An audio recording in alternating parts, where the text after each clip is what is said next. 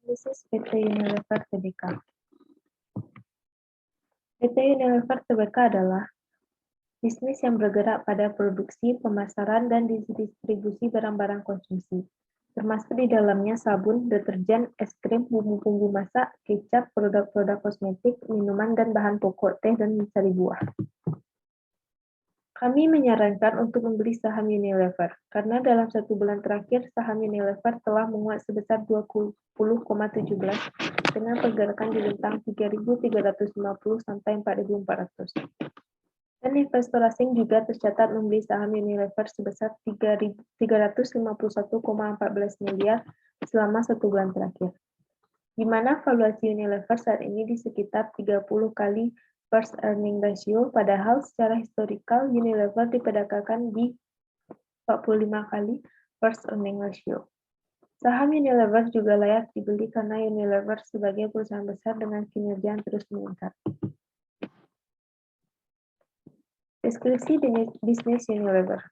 Perjalanan usaha perseroan berawal dengan pendirian Levers Zeebrugge N.V. pada tanggal 5 Desember 1933.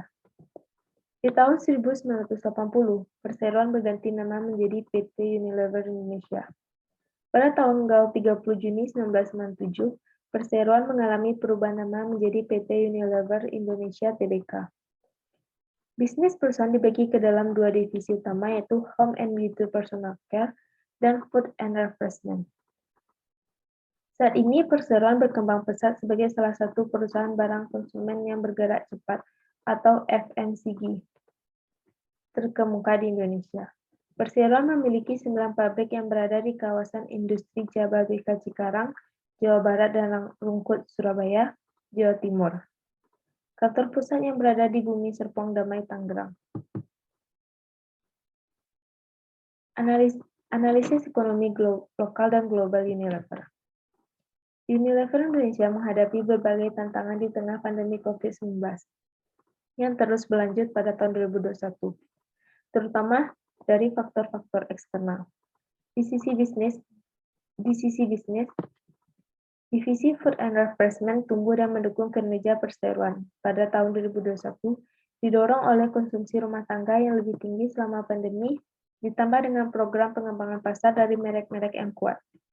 Perseroan mampu membukukan penjualan bersih senilai 3,39 triliun dan laba bersih senilai 5,7 triliun. Dengan adanya penurunan daya beli konsumen, perseroan memastikan keberadaan produk-produk dengan kemasan harga terjangkau dengan harga 500, 1000, dan 2000 yang merupakan harga jual yang disarankan. Dari merek-merek besar merupakan bagian penting dari keseharian masyarakat seperti Royco, Bango, Rinso, Sunlight, Sunsilk, dan Clear. Perekonomian Indonesia mencatat pertumbuhan positif pada tahun 2021. Setelah mengalami kontraksi pada tahun sebelumnya, pertumbuhan mencapai 3,7%. Namun belum merata di seluruh sektor. Konsumsi rumah tangga yang biasanya merupakan penopang utama perekonomian masih terbilang lesu karena pandemi yang berkepanjangan dan berdampak negatif pada penghasilan masyarakat. Sementara itu, ekspor meningkat pesat karena naiknya harga komoditas global seperti minyak sawit dan batu bara. Di sisi lain, hal ini membuat ongkos produksi meningkat, terutama bagi dunia usaha yang menggunakan komoditas-komoditas tersebut. Selanjutnya, analisis keuangan Unilever. Daftar grafik penjualan Unilever selama 5 tahun. Sejak 2017 hingga 2020, Unilever mengalami pertumbuhan yang signifikan terhadap penjualannya. Namun pada 2021, Unilever mengalami penurunan pada penjualannya sebesar 39,5. Selanjutnya adalah grafik ROA dan ROE, di mana terlihat bahwa selama 5 tahun terjadi perubahan yang signifikan pada Unilever. Unilever memiliki tingkat liabilitas yang lebih tinggi dibandingkan dengan ekuitasnya. Dapat dilihat pada tabel berikut. Di mana pada tahun 2021 mengalami penurunan sebesar 30,20% terhadap equity-nya dan 133,25% terhadap. Selanjutnya adalah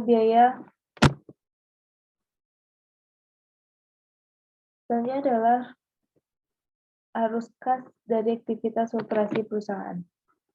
Pada tabel di atas, pada tahun 2015 merupakan hasil tertinggi yaitu sebesar 13,05. Laba operasional Unilever mengalami penurunan sejak tahun 2019, di mana 2018 laba tertinggi sebesar 13,5581 miliar. Sejak kemunculan COVID-19, Unilever mengalami penurunan laba operasionalnya. Selanjutnya adalah analisis price book value dan price earning ratio. Dan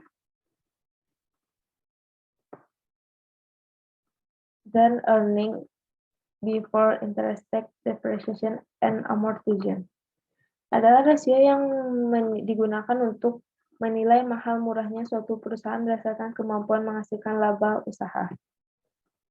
Di mana sejak tahun 2019, perusahaan Unilever mengalami penurunan dalam menghasilkan laba usaha atau kas operasinya. Selanjutnya adalah biaya modal rata-rata tertimbang dan arus kas bebas. Dapat dilihat pada tabel di samping, sejak tahun 2019, dimulainya dengan COVID-19, mengalami penurunan pada dua sektor tersebut. Perusahaan membayar kewajibannya dengan kas yang berasal dari kegiatan operasionalnya, seperti dilihat dari tabel di samping. Dan aset perusahaan dibiayai dari modal sendiri dan utang perusahaan juga kecil dibanding aset perusahaan. Dengan perhitungan discounted cash flow dengan asumsi growth rate 12%, diperoleh nilai intrinsik saham sebesar 4.826, di mana harga saham ini sebesar 3.696, di mana saham Unilever mengalami undervalue dan cocok untuk dibeli saham Unilever pada saat ini. Di mana Unilever memiliki pesaing di bidang yang sama, yaitu Mayora dan Indofood. Pada tabel di samping dapat dilihat bahwa Unilever menghasilkan laba yang paling tinggi dari pesaingnya yang lain. Namun, pertumbuhan laba tiap tahunnya Unilever mengalami penurunan. Namun, di sisi lain, pesaingnya mengalami peningkatan pada pertumbuhan laba bersihnya setiap tahun.